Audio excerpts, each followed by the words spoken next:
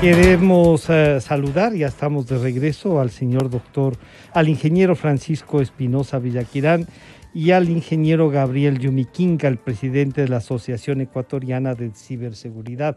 A los dos, gracias por acompañarnos. Ingeniero Espinosa, Francisco, bienvenido, buenos días.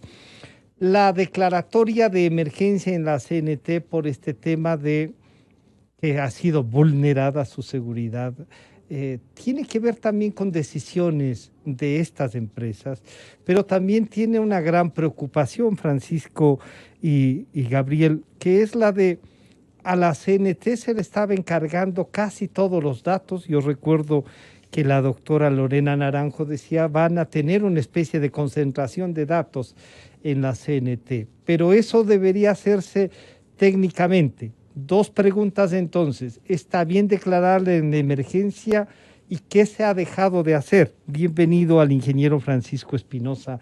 Buenos días, Francisco. Buenos días, Francisco, y buenos días, Gonzalo. Para mí es un gusto estar aquí en Radio Democracia. Acabo de regresar después de haber estado 20 años fuera del país y Radio Democracia siempre fue una fuente para mantenerme informado de las noticias del país. Y sí, el estado de emergencia para mí, lamentablemente, es lo correcto de hacer y hemos llegado a este punto, lamentablemente, por no haber tomado las medidas de una forma proactiva en el pasado. Este tema de los riesgos cibernéticos es un riesgo gigante, operativo, de todo negocio, entidad pública o privada. Y el tema que veo yo con CNT es lamentablemente un mal manejo de riesgos. Yo me estoy sorprendido realmente de las declaraciones de la ex gerente general de CNT criticando a la ministra de que ella está desinformada y dando medio a entender que CNT tiene una seguridad, no sé, al estilo del Pentágono o de la CIA. No puede estar más alejado de la realidad y yo creo que ella es la que ha estado desinformada y manejando este riesgo de una forma muy ineficiente.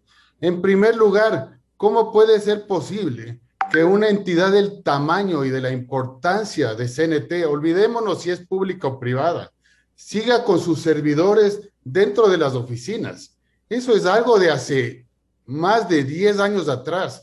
Yo recuerdo cuando estuve trabajando en Europa, en British American Tobacco, yo lideraba el comité de riesgos allá y tomamos la decisión de migrar a la nube, porque ahí está donde se está desarrollando las nuevas tecnologías y al mismo tiempo ahí está la seguridad si aseguramos bien la información. Entonces no entiendo por qué entidades como CNT y tengo entendido todas las entidades estratégicas públicas tienen los servidores en la oficina. Ese es un caramelito para los hackers. O sea, les están dando le o sea, están poniendo en bandeja de plata. Quiero saludar bandeja de nuevamente. plata. Sí, quiero saludar nuevamente al ingeniero Gabriel Yumiquinga, presidente de la Asociación Ecuatoriana de Ciberseguridad. Por cierto, Francisco, bienvenido. Es una recuperación de cerebro, suelen decir, cuando profesionales vuelven al Ecuador. Ingeniero Yumiquinga, aquí hay dos temas. Primero, se decía que sí, en realidad, que había un trabajo de seguridad, pero ya tuvimos fugas en el registro civil, hemos tenido fugas en el Ministerio de Salud. No estamos haciendo el trabajo. La ley de protección de datos incluso abre esta posibilidad de tener una superintendencia para la protección de datos. ¿Cómo estamos? ¿Ustedes han hecho alguna evaluación, tanto como nos dice Francisco Espinosa? Oiga, la verdadera preocupación es de que no estamos, no solo que no se ha hecho, no estamos en lo que debería ser. Bienvenido, Gabriel, buenos días. El micrófono, por favor, Gabriel. Muy buenos días, Ahí, Francisco. Muchas gracias por la invitación. Bueno, pues tomaría como referencia el último estudio de la Unión Internacional de las Telecomunicaciones, la ITU, que ya en el 2018 hizo un estudio bastante pormenorizado, bastante detallado del estado de la ciberseguridad en algunos países a nivel mundial. En ese entonces, pues Ecuador estaba en el puesto 98, que aún así es un puesto muy bajo, y lamentablemente en el estudio 2020 bajamos al puesto 119 y a nivel latinoamericano, pues lamentablemente somos uno de los países que menos calificación desde el punto de vista de seguridad tienen, ¿no? Sin duda, considero que se ha perdido tiempo muy valioso en los temas de armar ya una estrategia. Si bien es cierto, Ecuador acaba de contar hace pocos meses con una política pública de ciberseguridad, es importante ya poner en marcha la aplicación de esa política pública. Considero que, como bien lo decía el ponente anterior, existe mucho riesgo, pero pensar que porque vamos a estar en la nube, o pensar también que tenemos todo fuera del exterior, vamos a evitar los riesgos, también es a mi criterio no conocer mucho el tema de cómo están las amenazas a nivel cibernético. Hemos visto cómo incluso gobiernos de los Estados Unidos, quienes supuestamente pues están mucho más avanzados que nosotros, han sufrido este tipo de ataques. Acá lo importante es, independientemente de dónde se encuentre la información, sea en servidores locales o sea servidores internacionales o una nube, es importante tomar las medidas de protección adecuadas, ¿no? Y eso lo vamos a tener solo cuando contemos con un buen plan estratégico o una buena estrategia de ciberseguridad. Hoy por hoy, la política pública establece 7 ejes en los cuales se debería trabajar en aspectos de ciberseguridad, ¿sí? Pero, por ejemplo, nosotros desde la asociación, haciendo un análisis a esos pilares, a esos lineamientos, vemos que falta un tema importantísimo, porque siempre estamos hablando del tema de implementar tal vez soluciones, de implementar tal vez tecnología, pero a veces descuidamos que hay un elemento importantísimo en este tipo de estrategias, y es que tenemos que empezar a preparar a nuestro personal con técnicas y tácticas que los delincuentes utilizan en este tipo de ataques. No basta prepararnos solo para la defensa, sino también prepararnos con herramientas que los delincuentes de alguna manera utilizan en este tipo de ataques. ¿Con qué finalidad? Con la finalidad de realizar procesos de emulación de escenarios de amenazas que nos permitan de manera proactiva poder identificar los riesgos que se mencionaban hace un momento. Es verdad. Hay algunas etapas. Hay una etapa estratégica que tiene que ser vista ya con mucha seriedad acá a la interna a nivel no solo del Estado. Ojo que eso no le sucede solo al Estado. Casi siempre el Estado es más mediático, pero las empresas privadas sufren día a día de este tipo de ataques. Obviamente no son mediáticas porque a veces son pequeñas o medianas empresas. Se han hecho, Gabriel, se han hecho mediáticas también cuando son instituciones financieras y generan problemas a los usuarios. Pero Francisco, usted decía migrar a la nube.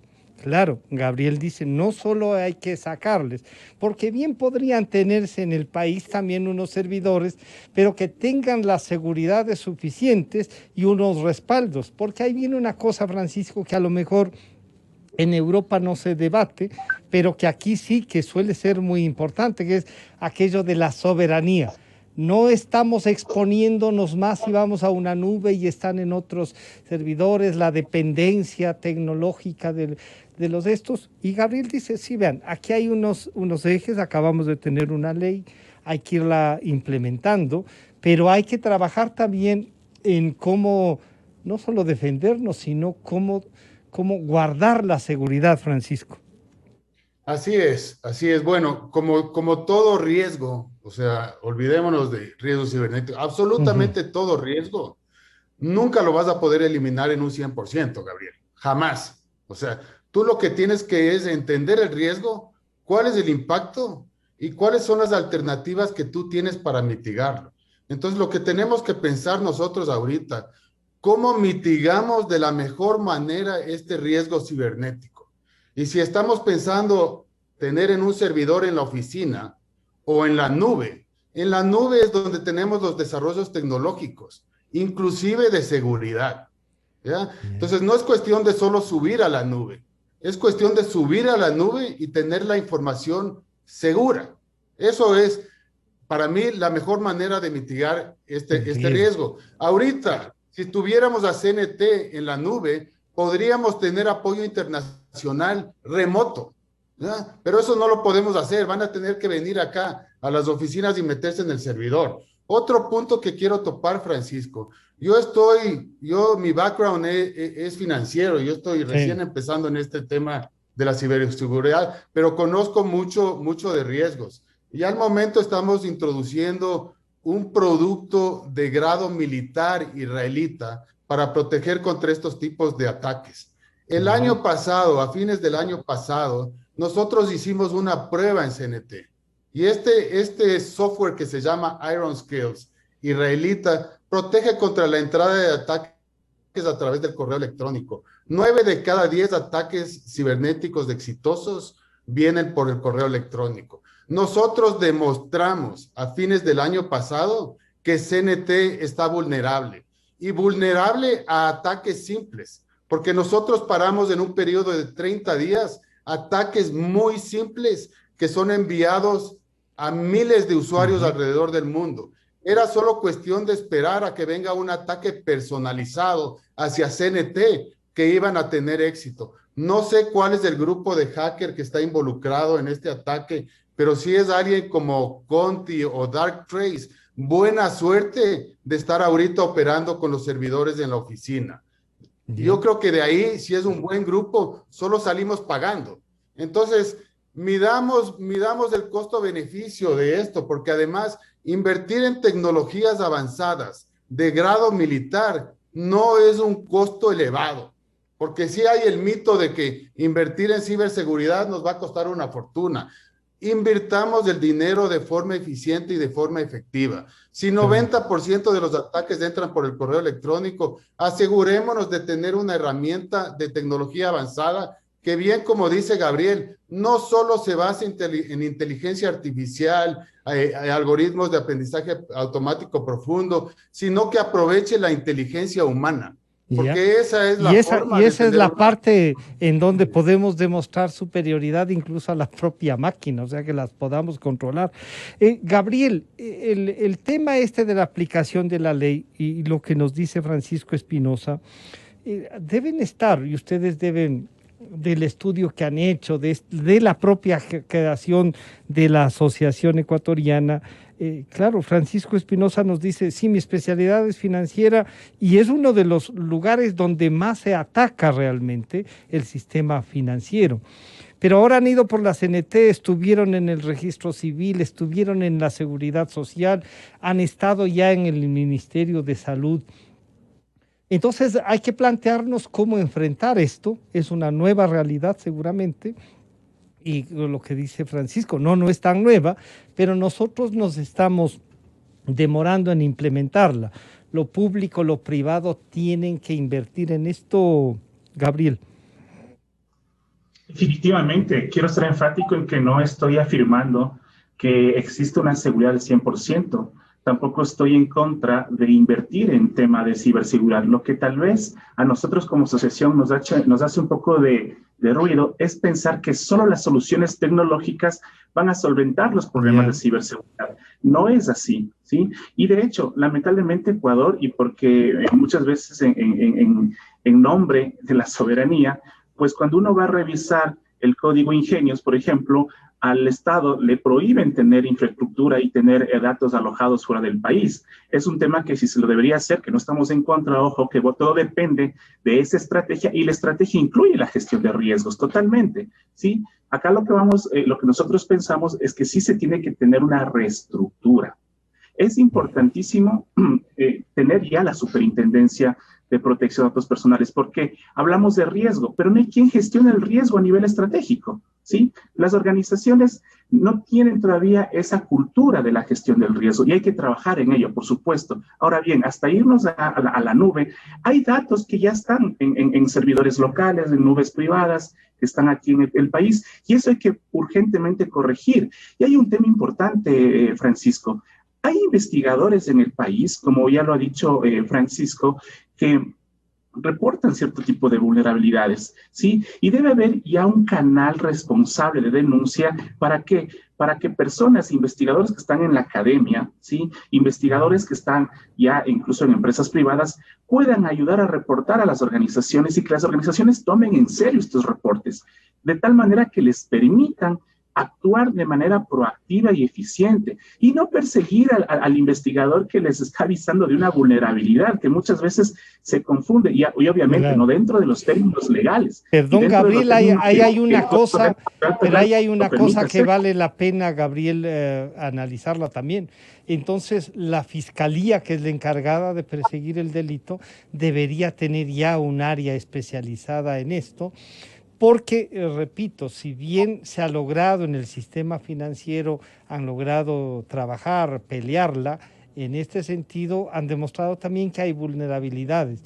Y cuando los ciudadanos van y dicen, oiga, me han, por poner un ejemplo, me han debitado de mi cuenta, se han pasado de esta cuenta a esta otra, ¿y qué hago? En la fiscalía, presente la denuncia en la fiscalía ¿y qué? ¿Y van a sentarse en la entidad financiera a esperar qué?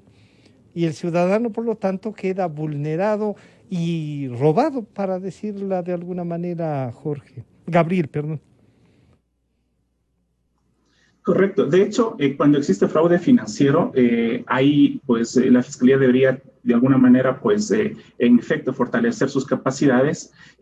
Hay un tema, por ejemplo, que consideramos que muchas veces este tipo de delitos no se comprende muy bien desde el punto de vista de Fiscalía y además, ojo, ¿no? La ley, por ejemplo, no permite muchas veces que los policías hagan procesos investigativos un poco más profundos, incluso infiltrándose, digámoslo así, en la Deep Web, haciendo operaciones, por ejemplo, con criptomonedas para poder identificar cómo operan estas redes delincuenciales, ¿sí? Es importante fortalecer todo el sector. Yo considero que aquí debe haber un liderazgo, y ese liderazgo ya de ciberseguridad, veía pues, la declaración de la señora ministra y del señor gerente también, indicando que se va a crear una unidad de ciberseguridad en la realización, el CNT. Algo así, pero a nivel estratégico, a nivel de gobierno. Sí es importante que estos temas ya sean topados y sean gestionados al más alto nivel. ¿Para usted sería la superintendencia la que debe liderar esto? No necesariamente, porque tienen la protección de datos es un ámbito, la seguridad y la ciberseguridad de la información es otro ámbito. Por ejemplo, en España hay un instituto de ciberseguridad. Chile tiene una comisión, tiene un comité de ciberseguridad que le reporta al más alto nivel. Entonces tenemos que empezar a ver con responsabilidad estos temas y no confundir tampoco conceptos, porque son temas totalmente diferentes y requieren de personal y habilidades totalmente con destrezas específicas y con técnicas específicas en ese tema. Hay un aspecto, fíjese que usted tocó un tema muy importante, Francisco, y es el tema de los ciudadanos que son estafados a través de los medios electrónicos. Todo, porque usted preguntaba, ¿por qué se enfocan en los datos? Los datos, pues, son ya el principal elemento de la economía digital en el siglo XXI. Y la gente lo que busca, los atacantes lo que buscan es justamente obtener estos datos para perfilarnos, para saber cuánto tenemos en el dinero y para ejecutar. Es verdad lo que dice Francisco, gran cantidad de los ataques se realizan por correo electrónico y la técnica más utilizada es el engaño, el famoso phishing, a través del cual se hacen pasar por una entidad y a veces nosotros como ciudadanos no tenemos las habilidades digitales y no podemos reconocer ese tipo de ataques. Y ahí es importantísimo también ejecutar campañas de concienciación, ¿sí? Y cuando esto suceda, pues consideramos que la entidad bancaria de alguna manera tiene que responder también a este tipo de incidentes. Claro, porque se le está encargando, se le da la confianza a ellos. Les voy a plantear a los dos entonces una reflexión. Ustedes han dicho, sí, no se ha tomado en cuenta, incluso conociendo las vulnerabilidades, no se ha actuado. La aplicación de la ley de protección de datos, que como dice Gabriel, es una parte, a lo mejor en esa superintendencia habría que crear una segunda oficina de esa superintendencia o un instituto adjunto que pueda tratar la ciberseguridad, ¿no? Pero lo que sí es indispensable entonces, Francisco Espinosa, es que el país implemente esta ley y parecería que esto puede ayudarnos, pero que además se haga una evaluación de la seguridad y no tener estas trabas de soberanía, no sé, en Europa, Francisco, el tema ya es de toda Europa, en definitiva, no como bloque. ¿Se podrá hacer algo así, no sé, en el área andina, alguna cosa? Y entonces les planteo que los dos nos digan, como reflexión final, qué deberían ser los siguientes pasos, o, entendiendo esta nueva realidad, Francisco. Yo creo que lo más importante es ser proactivos en este tema. Tenemos que subirnos al bus o al tren del avance tecnológico, o sea, no podemos no subirnos, no podemos no ver las mejores prácticas que hay fuera del Ecuador. O sea, la rueda ya fue inventada, o sea, tenemos que tomar provecho de eso. Y hoy me he visto sorprendido, especialmente en el último año, de la ineficiencia del sector público. Yo trabajé en una multinacional en que teníamos operaciones en 180 países y teníamos los procesos centralizados y óptimos. Por ejemplo, no puede ser que aquí en el país cada hospital esté comprando, que cada ministerio tenga su departamento de contabilidad. En una multinacional con operaciones de 180 países, la contabilidad la llevábamos en tres países. Las compras estratégicas y tácticas las teníamos en 2 o 3 lugares alrededor del mundo, no en todos los países. Pero no es que ahí se evita logra... la corrupción, mi estimado Francisco. Así es, Francisco. No solo uno va a lograr eficiencias y ahorros por hacer compras en escala y tener compradores expertos, sino que vamos a cerrar la puerta a la corrupción. Entonces, ¿qué estamos esperando? Subámonos al bus del avance tecnológico y capturemos esta eficiencia lo más rápido posible. Por suerte estoy viendo que en este gobierno hay un grupo, hay elementos que vienen del sector privado. Lamentablemente lo tengo que decir así, porque saben los desarrollos que se están dando, gente joven que creo que deberían hacer urgente un proyecto de optimización del Estado en que no solo enfoquemos en este tema de la ciberseguridad, sino de todo. Todos tenemos que revisar todas las actividades del proceso y lograr rápidamente eficiencia. Un Estado más eficiente. Cerrar la puerta a la corrupción. Claro, un Estado más eficiente cierra la puerta a la corrupción. Gabriel, pero hay que implementar entonces, la asociación estará dispuesta a trabajar para implementar la ley, para crear a lo mejor este instituto, porque veo que ni en la asamblea ni en el sector político va a haber estas iniciativas, pero creo que la sociedad civil, como se denomina a agrupaciones como la asociación, podrían plantearle el desarrollo, a lo mejor este instituto, entrar en el debate, y por eso gracias por acompañarnos a los dos, para plantear soluciones, porque sí, a diagnósticos a veces como decimos, sí, pero oigan, frente a esto hay que plantear soluciones. Gabriel. Siempre dispuestos con el sector privado. Nosotros hemos colaborado con el sector privado. Acabamos de firmar un convenio con la Superintendencia de la Economía Popular y Solidaria para poder fortalecer desde el punto de vista de capacitación de capacidades a sus controlados. Y eso implica pues un compromiso con parte de la sociedad civil en fortalecer el sector. Estamos colaborando con algunas iniciativas, hemos colaborado con la construcción de la ley, conocemos lo que se requiere en estos momentos, y en estos momentos lo que se requiere es actuar, ¿sí? Y para tener todo, obviamente, es verdad, venimos desde una estructura quizás ya muy obsoleta, como lo decía la misma ministra, y con estas estructuras obsoletas a nivel organizacional no vamos a poder tampoco estar a la vanguardia, ¿sí? Y es importante revisar procesos, personas y la tecnología, pero todo desde un punto de vista estratégico. No estamos en contra, vuelvo y repito, de subirnos en ese avance tecnológico. De hecho, Ecuador, desarrolladores ecuatorianos brindan servicios desde aquí a Europa y Estados Unidos. Profesionales de seguridad informática, de seguridad ofensiva, dan servicios a Latinoamérica, a la región y a Europa, desde Ecuador. Entonces, no es que tampoco estamos fuera del tema, ¿no? Como profesionales, pero sí es importante tener una estrategia a nivel gubernamental. Como Estado y gobierno, sí. Por supuesto, y que involucre incluso a la academia, porque si no, ¿de dónde se va a nutrir el talento humano que requiere la empresa pública, que requiere la empresa privada? ¿Sí? O sea hay que trabajar hay que trabajar y hay que formar también. nacional. Hay que trabajar y hay que formar desde la academia, ¿sí? Yo les quiero agradecer. Sí, hay que articular.